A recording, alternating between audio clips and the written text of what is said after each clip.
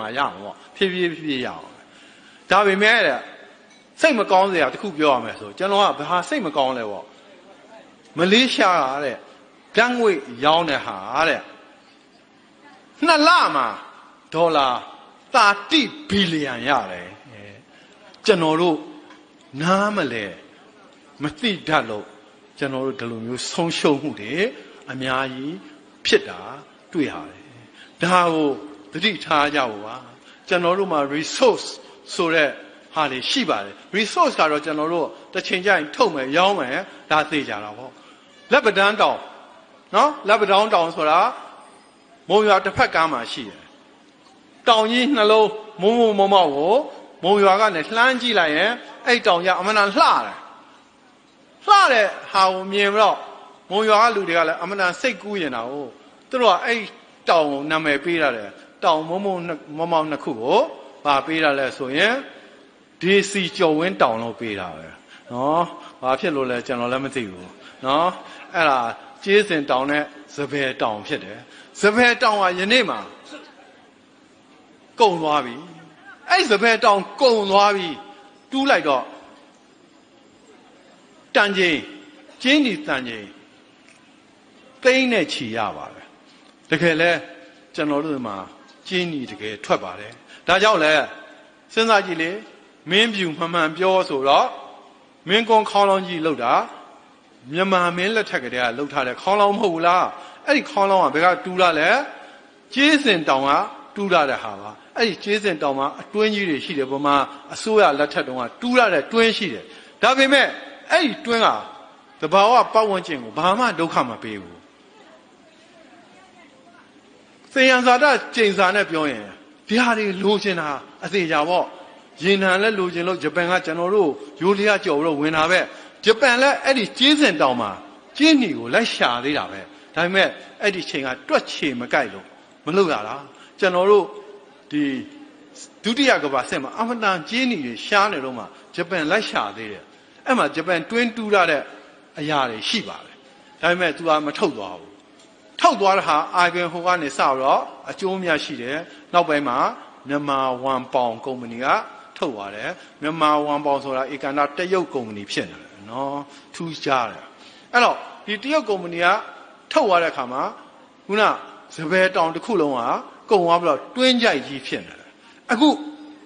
လက်ပတောင်းတောင်စထုတ်တော့တောင်2 တောင်ထုတ်တဲ့အချိန်မှာပြဿနာတက်လို့ဆန္ဒပြတဲ့အချိန်မှာရပ်ထားတယ်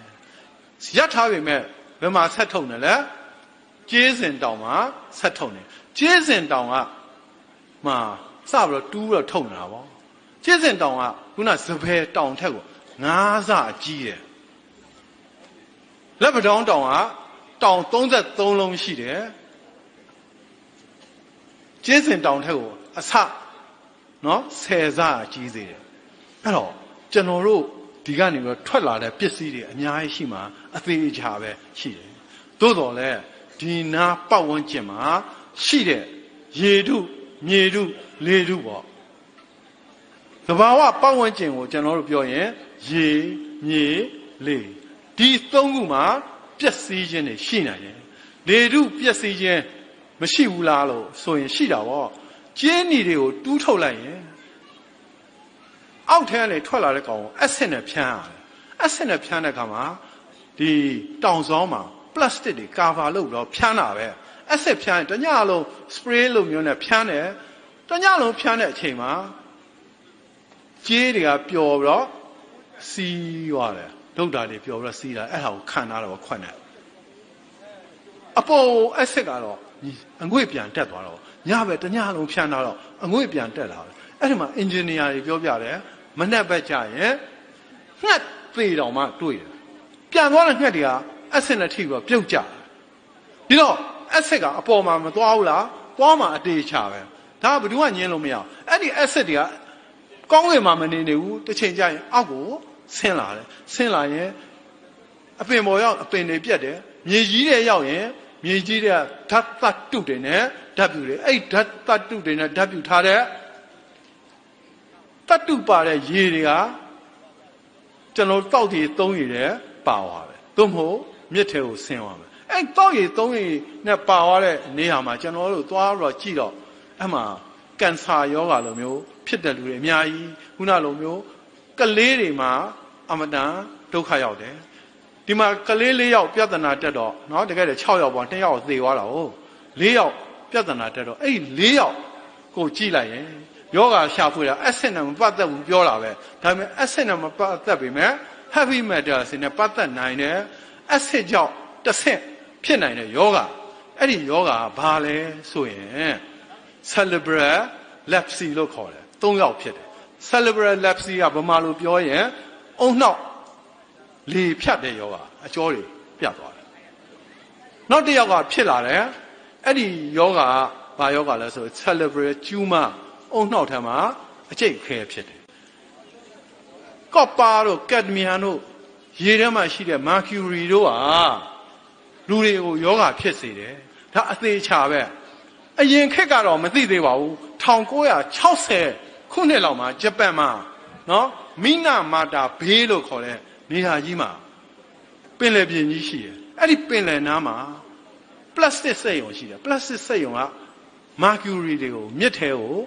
တွန်ချတယ်အဲ့မြစ်ထဲရောက်သွားတော့ mercury က၄တော့အောက်မှာရှိနေတယ်အဲ့မှာ anaerobic bacteria တွေကစားပြီးတော့ methane mercury တွေဖြစ်လာတယ်အဲ့ဒီ methane mercury ကအပင်ကစားတယ်အပင်ကစားသုံးတော့အဲ့ဒီအပင်ကိုငါးတွေကစားတယ်ငါးတွေထဲမှာ mercury တွေများလာပြီအဲ့ဒီ mercury တွေများလာတဲ့ငါးတွေကိုဘယ်သူကစားလဲလူတွေကစားတယ်လူစားတော့ဘာမှပြဿနာမဖြစ်သေးရုပ်တရက်ဒါပေမဲ့ပြဿနာစဖြစ်တာကြောင်မှာစဖြစ်တာကြောင်ကအုံတော်ကသေးသေးလေး body mass ratio လို့ခေါ်တယ်အချိုးအားဖြင့်ကြည့်လိုက်ရင် body ရဲ့အလေးချိန်ကနည်းတဲ့အတွက်ကြောင်မှာပထမဆုံးယူတဲ့ယောဂါဖြစ်တယ်ကြောင်တွေကငါးစားပြီးတော့ယူသွားကြတယ်ယူကတော့ကြောင်တွေထကတယ် cat dancing disease ဆိုတော့ဖြစ်လာတယ်အဲ့ကြောင်တွေကမြစ်ထဲခုန်ချပြီးတော့သေသေးကုန်တယ်အဲ့ဒါစဖြစ်တော့လူတွေကဘာဖြစ်မှန်းကိုမသိဘူးနတ်ပဲဖန်ဆာလာဘာလားပေါ့တဖြည်းဖြည်းနဲ့ခုနကျွန်တော်ပြောတဲ့ဒီ model girl တွေပေါ့ပိန်နဲ့ပါတဲ့ကောင်မလေးတွေအရင်ဆုံးဒီယောဂရတော့တာပဲ body weight ငယ်တာကိုအဲ့ဒီကောင်မလေးဒီယောဂရတော့အဲ့ဒီယောဂရတဲ့လူတွေကတဖြည်းဖြည်းများလာတော့အဲ့ဒီမိနာမာတာအရမှန်ရှိတဲ့မင်းကလေးတွေကိုအယူယောဂဆွဲနေပါတယ်ဆိုတော့ဘယ်သူမှဘယ်ယောက်ျားမှမယူတော့ဘူးနော်အိမ်တော်ကြလို့မရတော့ဘူးအဲ့လောက်ထိအခြေအနေဆိုးရတယ်2004ခုနှစ်လောက်မှဒီပြဿနာတွေပြေလည်သွားတယ်နော်ခင်ဗျားတို့ဂျပန်ရောက်လို့သွားကြည့်လဲအခုတည်းကအဲ့လူမျိုးတွေရှိပါသေးတယ်အနုမြူပုံကြောင့်ဒုက္ခရောက်တာရှိသလိုကျွန်တော်တို့ဒီဘာခေါ်မလဲသဘာဝပတ်ဝန်းကျင်ကိုမထိမ့်သိရင်လည်းပြဿနာတွေရှိတယ်ကျွန်တော်ဆိုလိုတာကအခုလက်ပတောင်းတောင်နဲ့ရွာနော်40ဟာအမတန်ကန့်နေတယ်ဘေးမှာဟဲ့တော့သွားကြည့်ရင်တွေ့မှာပါရွာနဲ့နော်တောင်နဲ့ဟာဟိုကပုံလာတဲ့မြေစာတွေကလည်းအိမ်နာမှာကန့်နေတာပဲအဲ့ဒီရွာတွေနဲ့ဒီလောက်ကန့်နေတယ်ဆိုရင်ပြဿနာတော့အများကြီးဖြစ်နိုင်ပါတယ်ကန်ဆိုးတာကဘာမှဆိုရင်ဒီလိုမျိုးမဖြစ်ဘူးရွာတွေနဲ့တတ်တုတွင်းကအဝေးကြီးအခုမှကျွန်တော်တို့မှပြဿနာဖြစ်နေတာအဲ့လိုမျိုးတတ်တုတွင်းကနေနီးနေတယ်ကျွန်တော်တို့ကလည်းတတ်တုတွင်းကအဲ့မှာတူးမိရတာဖြစ်နေတယ်ဒီလိုဆိုဘယ်လိုလုပ်မလဲရွာသားတွေကိုရွှေ့မလားတတ်တုတွင်းတူးတာကိုပဲရမလားနော်ဘယ်ဟာဖြစ်မယ်ဆိုတာကိုပြည်သူတွေကအဖြေပေးရမှာပဲကျွန်တော်ကတော့အဖြေပေးလို့မရဘူးဒါပေမဲ့ဒီနှစ်ခုလုံးကတော့တပြိုင်တည်းလုပ်လို့မရဘူးအဲ့တော့ပြည်သူတွေကတော့ထင်တာပဲကျွန်တော်တို့ဒါကိုဆန္ဒပြရင်ရမယ်ဆိုတော့ဆန္ဒပြရတယ်တလောကခင်ဗျားတို့သိပါတယ်နော်တစုံဘုံလာပြင်းညမှာမျက်ရည်ယိုဘုံနဲ့မိခိုးဘုံနဲ့ဖြိုခွဲတယ်ဆိုတော့ပြဿနာဖြစ်တယ်ကျွန်တော်ဒါဘာလို့ပြောလဲဆိုရင်ကျွန်တော်လူတွေကခဏခဏလာပြောတယ်ခင်ဗျားရားတဲ့ဒါတွေရှောက်ပြောနေတယ်တဲ့ကျွန်တော်ရှောက်ပြောတာမဟုတ်ဘူးကျွန်တော်တို့ကပညာရှင် journalist တွေဖြစ်တယ်ကျွန်တော်တို့က chemistry ကိုကျွန်တော်ကဓာတုဗေဒကိုပေါမောက္ခဒေါက်တာဘွဲရတဲ့အထိကျွန်တော်သင်ထားတယ်တက္ကသိုလ်မှာကျွန်တော်26နှစ်လုပ်တယ်လက်နက်ခဲယမ်းပြီးကြောက်ရောင်းလဲကျွန်တော်သိတယ်ဒီတော့ကျွန်တော်ကိုလာမင်းရင်ကျွန်တော်ဖြေရတာပေါ့ကျွန်တော်ဖြေလို့ကျွန်တော်အပြစ်ဖြစ်ရင်တော့လဲကျွန်တော်မတတ်နိုင်ဘူးဖြေရင်လည်းကျွန်တော်အမှန်တရားဖြေရပါတယ် မောင်စိန်ဝင်းပတိကုံပြောတယ်လို့ပါပဲ